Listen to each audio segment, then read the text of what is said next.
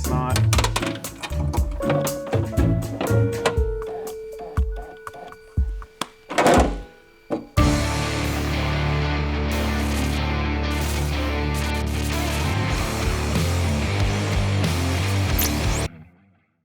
Hello and welcome to the shop. I'm Jared and this is the Questionable Garage, and this is the window to our 1989 Ford Probe GT 5-speed turbo. Whole lot of really cool fun things with an Isuzu Impulse, sticker on the side of it. Also, we call it the Toyota Supra because anyone who owns a third generation Toyota Supra has had someone come up to them and say, hey, nice Ford Probe. We got this thing out of a field for a couple $100 and we're trying to restore it, make it look cool and work for just $2,500, including purchasing it. And well, we got it running, drove it, found out we've got a pretty good solid foundation. So I jumped and ordered a whole bunch of parts, including what we need to do to get the windows back in it, some maintenance stuff, some service stuff, and we're hopefully gonna have this thing one step closer to being fully operational and ready to be a cool looking car from the 80s. And fuel leak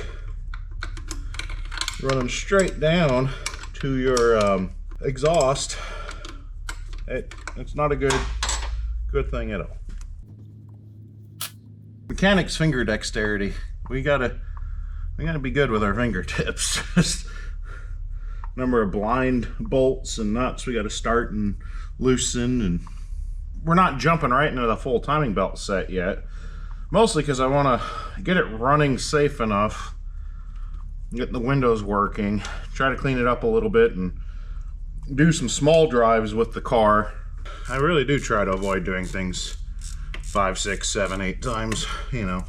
Really hate it when you get into it, you tear it apart, put your new parts in it, put it back together, and your new parts are no good. That's why I always go off the acronym. New. New means it's never ever worked. That's all new means.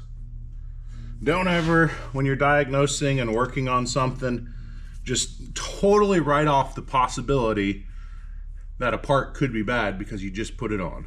Because unfortunately, new parts can very much be bad. Hey, vacuum line. Good gracious, you are the most rigid vacuum line I think I've ever come across.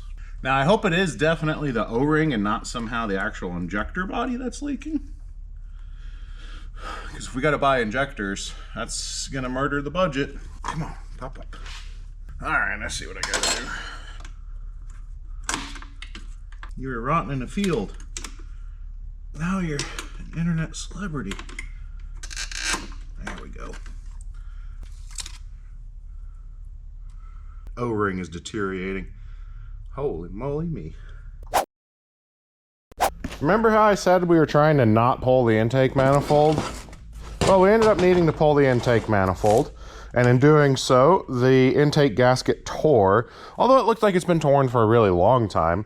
Also, the crankcase ventilation valve, that's still broken. I got to get one of those. Surprise Pikachu face, the incredibly cheap car we drug out of the woods, a field, is proving to be difficult to fix on a budget.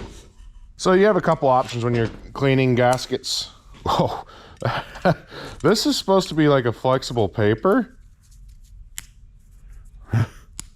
So if you're using a method that things can fall in, make sure you follow it up with the proper cleaning.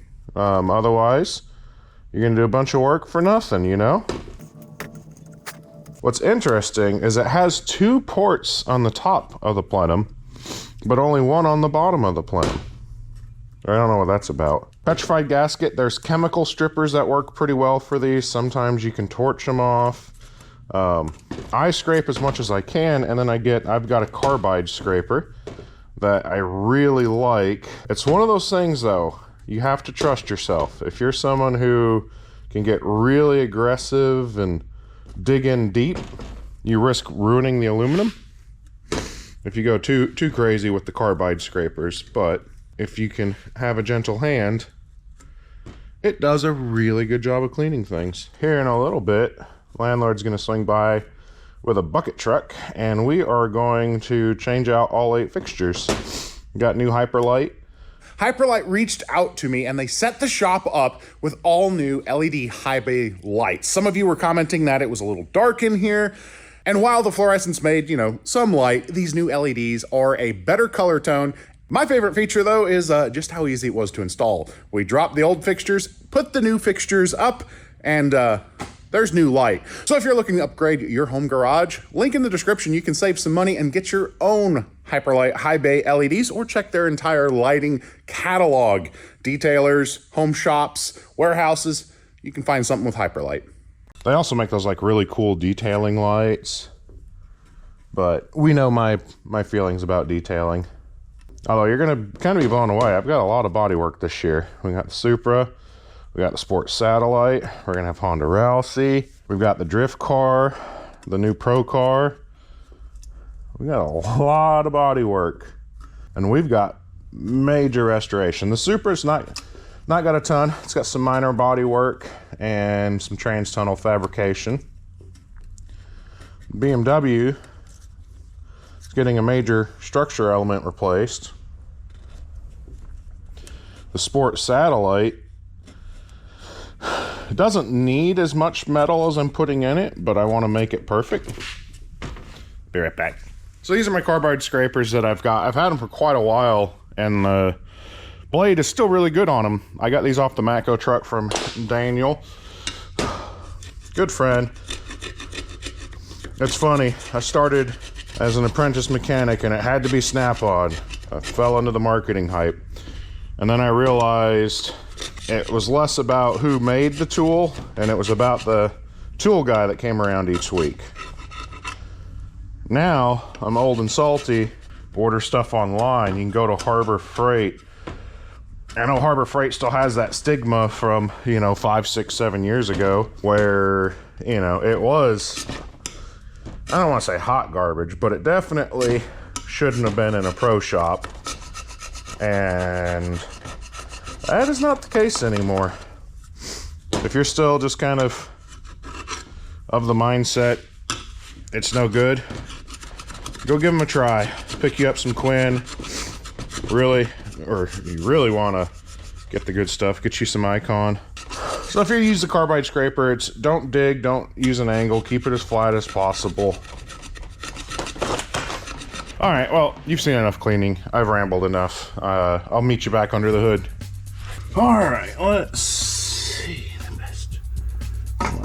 Set it down and fight all the vacuum lines after, maybe. Oh, that's right. I need a new crankcase valve and O-ring. I need to see if I can get that today. It's not a bad engine to work on at all. Ow. Stop stabbing me. I really hope the fuel leak's fixed too. It'd be kind of a bummer to do this and just have the injector so roached it still leaks fuel after all this work. Come on. There we go.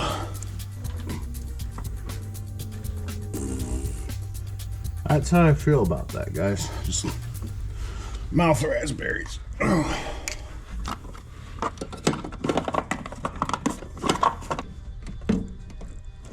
Why is it always like one hose? One hose, just like, now you're trying to do good things, make me run good, but I just don't want to play the game. You guys appreciate the struggle footage? I'm just kind of fighting the car. Does it make me feel a little closer to human? Make you guys feel like, hey, if he has those problems, it's okay that we do too. Because we all are just normal, boring humans. And by boring, I mean we do a whole lot of really cool things. So you get what I'm saying. All right, so we have completely shot shifter bushings. That is why you can put it in gear and it just wanders all over the place. Now, I went ahead and ordered these. These are standard Mazda Ford replacements, and shortly after doing that, Scott from Exile Auto Works reached out to me and offered to send me these bronze bushings. These are going to be much firmer, much tighter, and if you notice, there's 2 more. He replaces all of them with a bronze bushing. Now, when it comes to our budget, and how I said I really wasn't going to take sponsored parts, I'm gonna include these in our budget calculations. I think he said they were about $60, which surprisingly enough, the good factory bushings I ordered are $60. So if you've got one of these cars and you're looking to upgrade your bushings and they're worn out, don't go back with the plastic. Just go ahead and get something a little bit stiffer. Yes, you're going to get a small amount more noise on the interior. It's an 89 Ford Probe. I think a nice firm shift feel, substantially better than, you know, sloppy plastic. Jack, one right behind you, plus the hydraulic. I mean, that bushing, you know,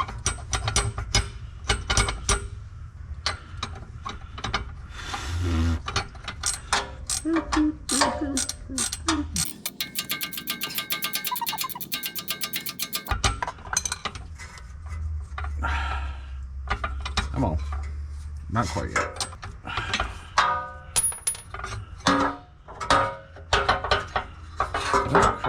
Yeah, there's literally no bushing left. There's my bolt. So, no, bushing in the hole. I have a small feeling that even just this alone is going to make it better. Alrighty, let's see. 1. That is a lot more acceptable. That's kind of what it should look like.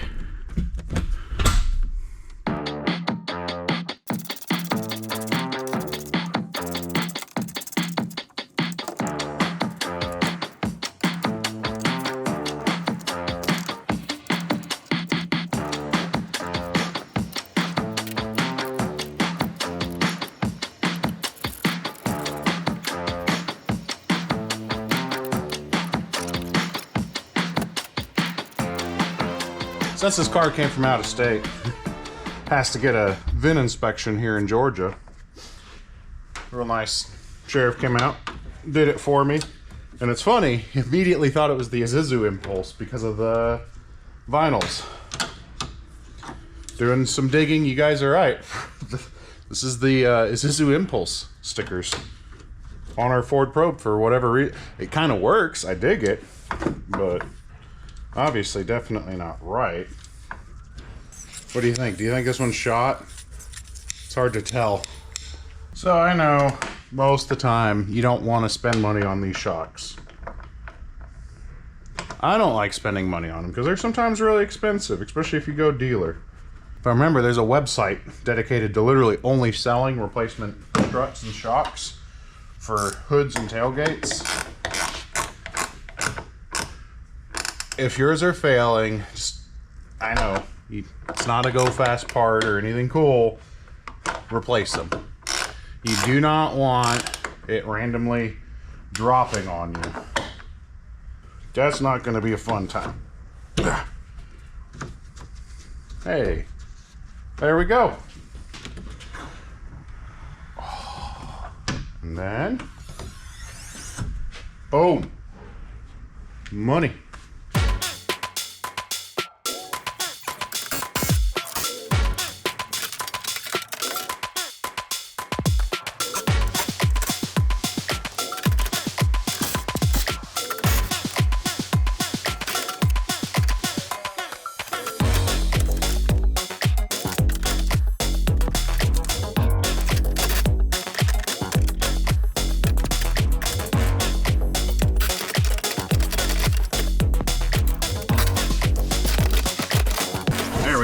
Yay!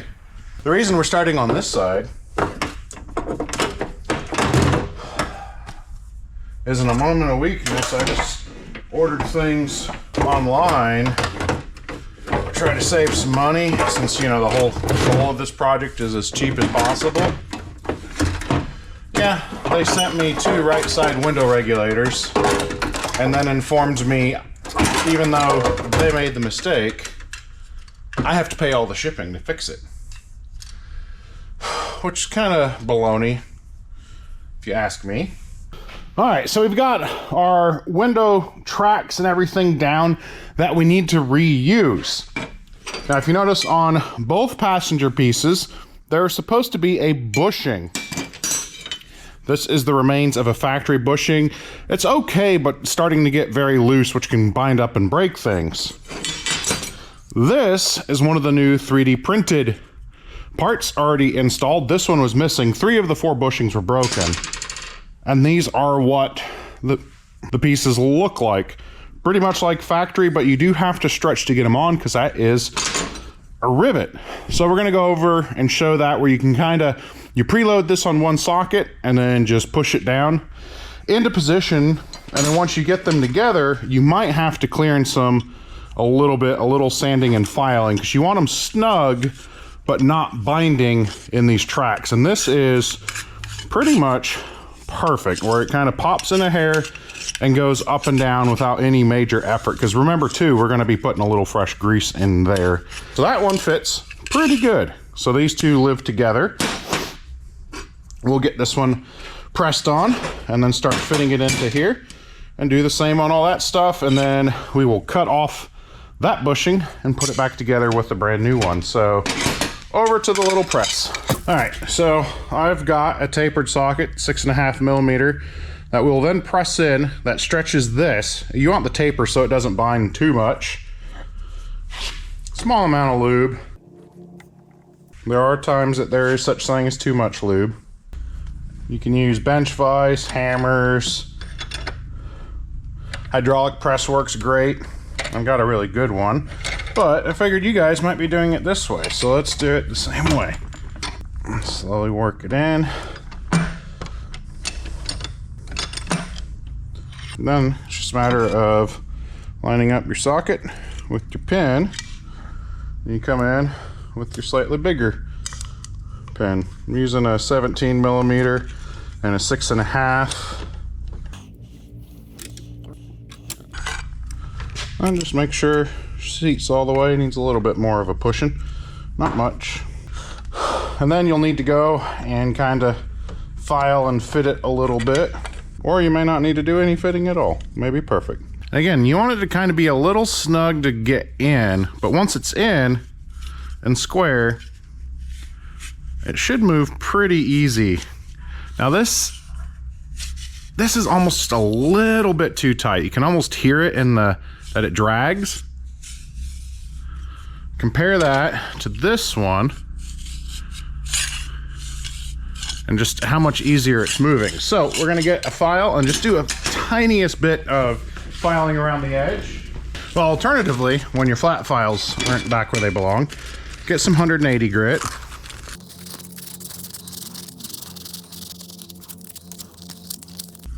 All right, how's that feel?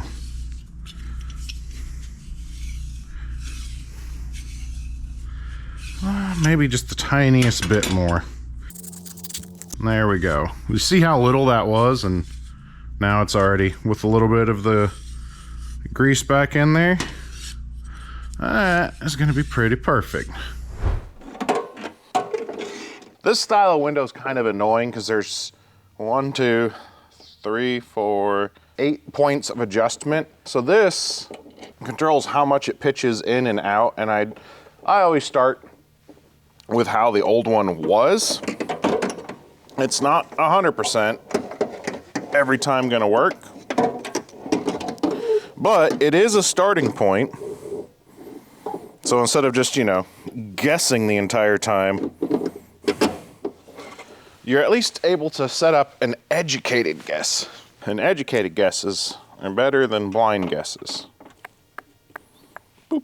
And then again, these are all slotted for a bunch of movement. And I try to start off the old witness mark. So this can clock forward, it can clock back. So try to aim your nuts to land where it previously was. Now obviously, your regulator is not necessarily built to the same tolerances as the old one. At least this particular track, oh, I lied, I forgot. The top has a whole lot of adjustment. And what that top swing does is kind of adjust the stop and part of the pitch of the window, the forward to back pinch, but that again isn't 100% because the windows themselves have 8,000, not really, but they have a ton of adjustment.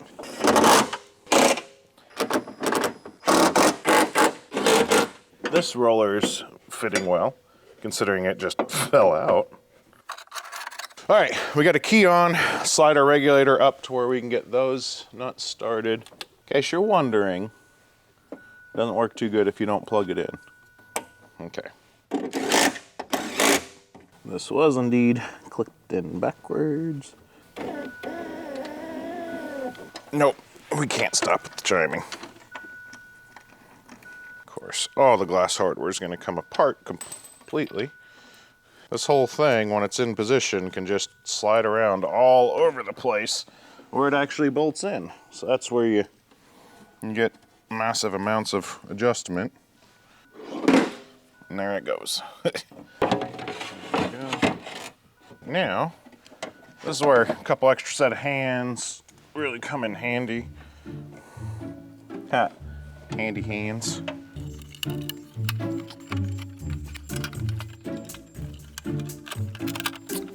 Now, I don't know. There might be an easier way. I don't know it.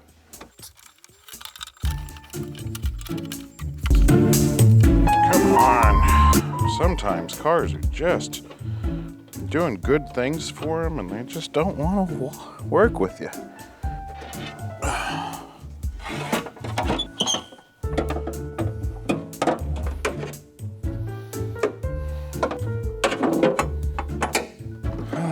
Come on, car. Let's be friends.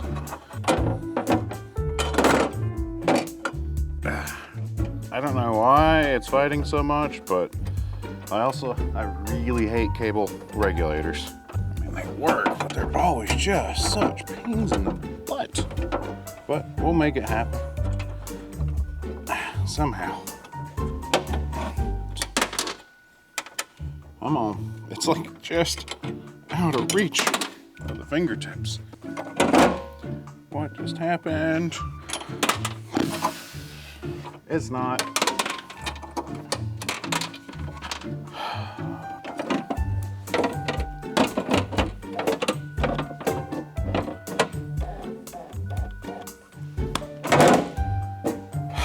Oh boy. Now we can start getting it all lined up in its tracks.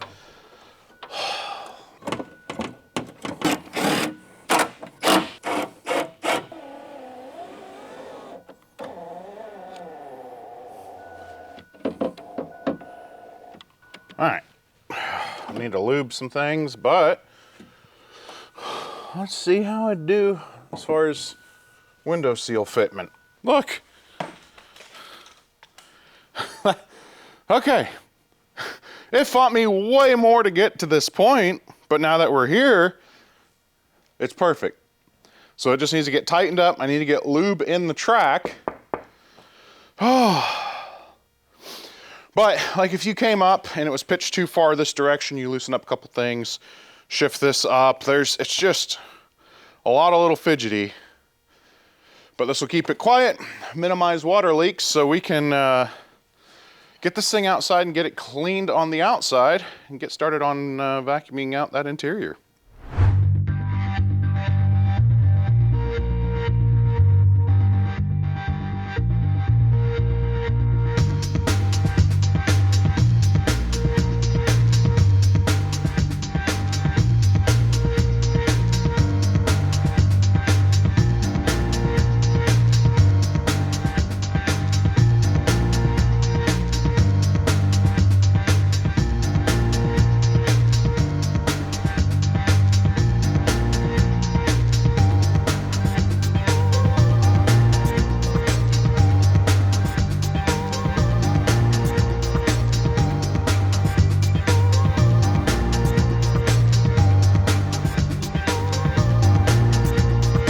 Let's try to tackle this hood with a little bit of paint. It looked awful with that horrible rust spot.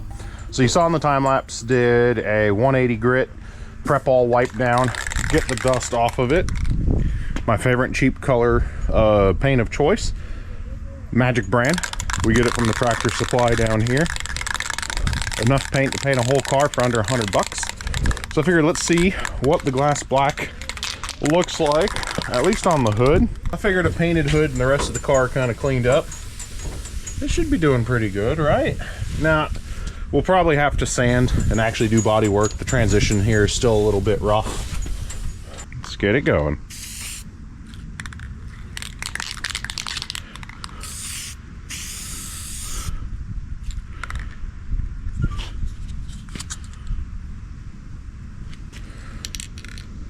You guys see that too, right? Yeah.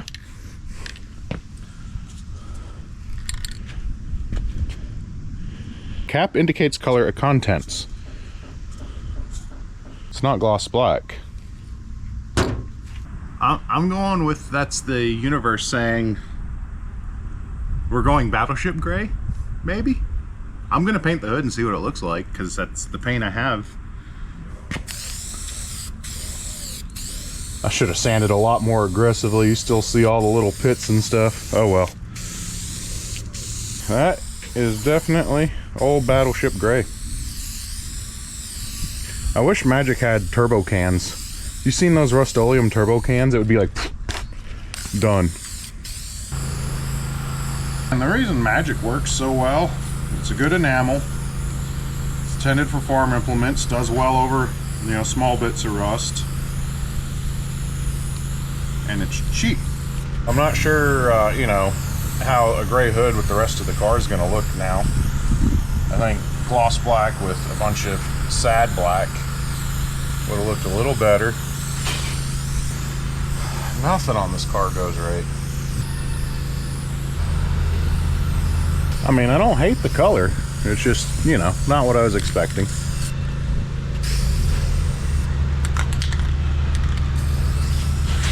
We'll let her tack up. Give it another coat. I guess for now, while we're waiting for a battery to charge, let's go inside and clean an interior.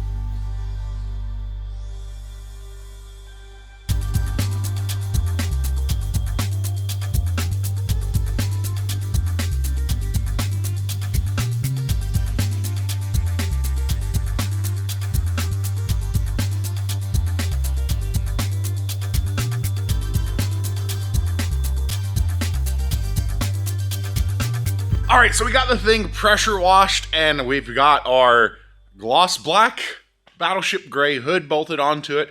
And we're gonna let this thing sit overnight with an ozone generator in it. If you look inside, little box sitting there, that's an ozone generator. Back when I was talking about how bad this thing smelled, a lot of you were saying, hey, why don't you use an ozone generator? I've got one. It's just, you need the windows, you know, to like work and seal that in there for it to be effective. Now, if you don't understand what an ozone generator is, ozone cleaner, deodorizer, what it does is it generates some electricity and some other magic, and it is breaking oxygen atoms from pairs, sending one off. Oxygen doesn't like to be in that state. It is not a natural molecule down here. So what it starts doing is looking for things to bind to then go back to a normal, happy, you know, molecular state at the atom's level. So it finds organic smells and just basically any of the little particles, and it oxidizes them, grabs them, pulls them out of the air.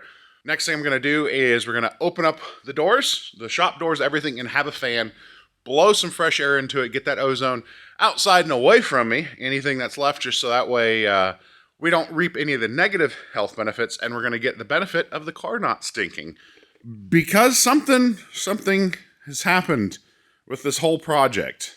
It is very different than I ever intended it for it to be. That Battleship Gray. I think that was Destiny telling us it wants to be Battleship Gray. I don't know.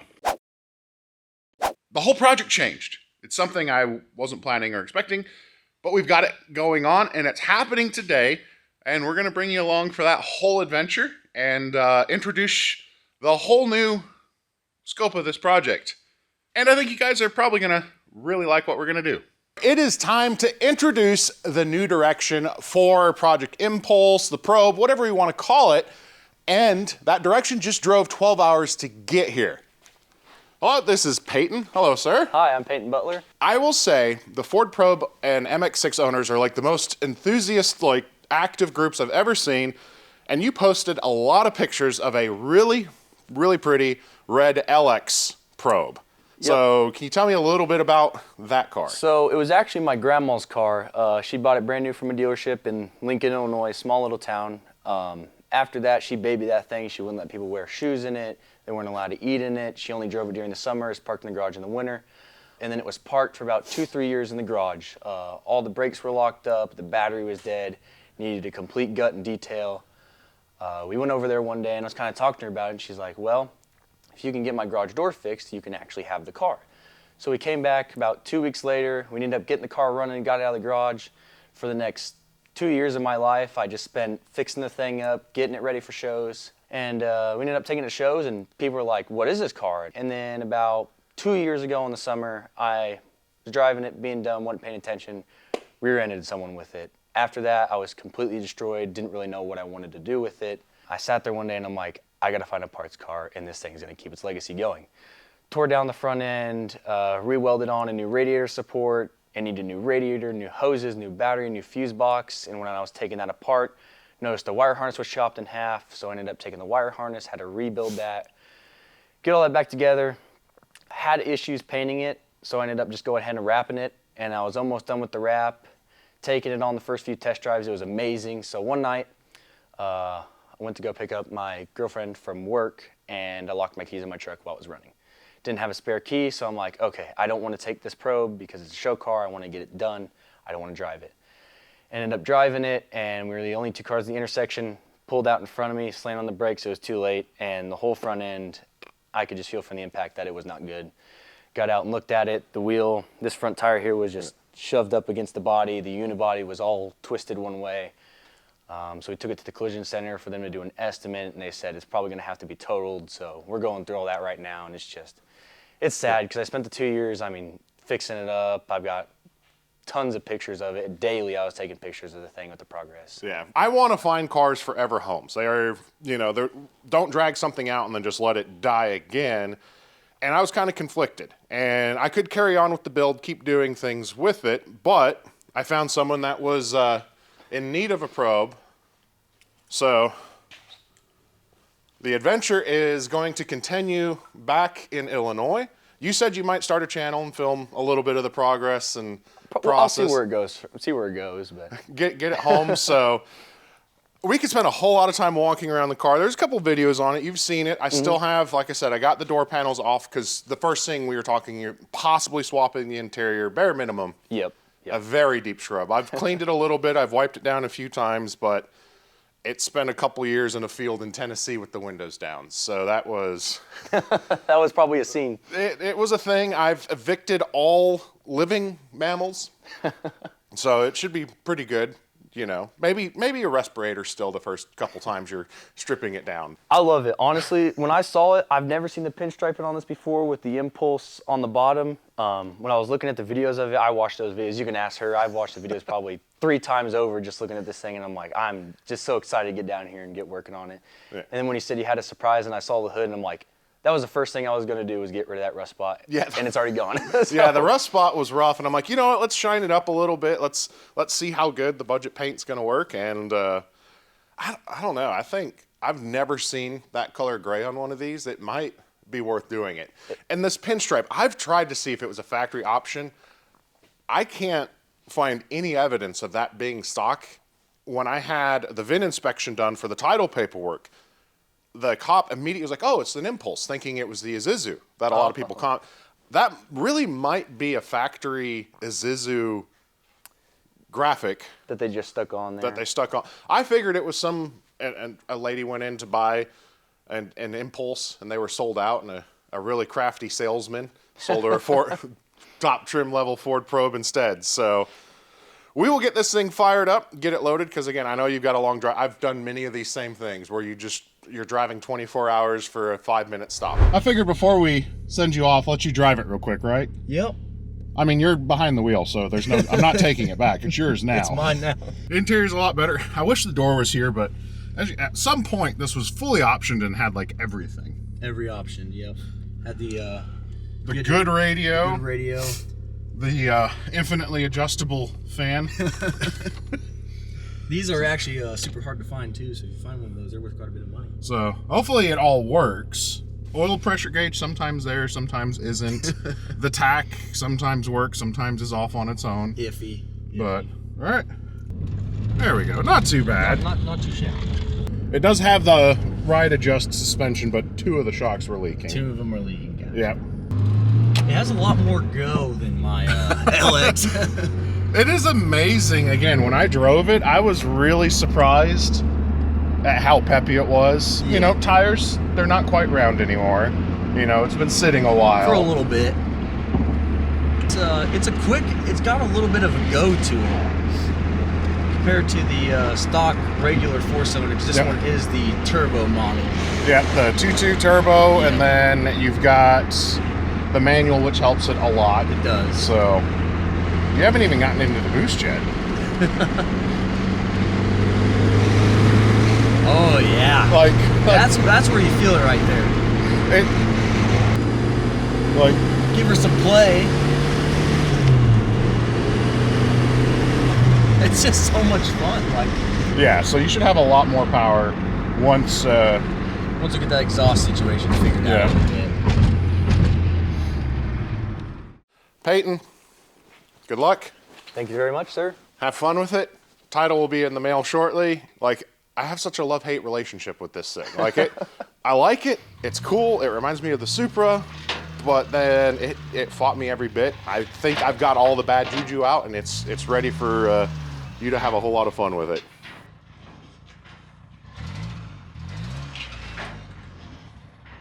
It really obviously was not the plan. I was looking forward to kind of going through and doing the cheap repairs, but sometimes in life something happens and it just becomes absolutely clear what you need to do. I was enjoying the probe, didn't love the probe, and Peyton and his family, he's already proven that he's capable of getting a car rebuilt, and it felt right to give it to him. His excitement before I even was able to pull the camera out and capture, he was the right owner for that car. Travis Bellows said it, cars kind of have souls, they have spirits, they have stories, and we're just sometimes the person to get them out of a rotted field and to the right owner. So I hope you guys did appreciate the little bit of the Ford Probe, and I had fun working on it and meeting and seeing the entire enthusiast group behind them. It's been a while that I've seen a group of people that enthusiastic about a brand. Like, that reminds me of like old school Superform days. It's really cool. So I'm glad it is going to live on and come back fully to life without any type of YouTube budget restrictions. Just someone who loves a car and is going to make it everything it deserves to be. So obviously, we don't have a car anymore. That's going to do it for this episode of The Questionable Garage. Appreciate you guys hanging out like you always do as we do these crazy automotive adventures. Starting all the way back with, a potentially pain medicine-induced questionable purchase in the middle of the night to finding it the perfect home. Jared reminding you guys to always make questionable choices, and it's not giving up on a project if you're giving it to the right owner. We'll see ya.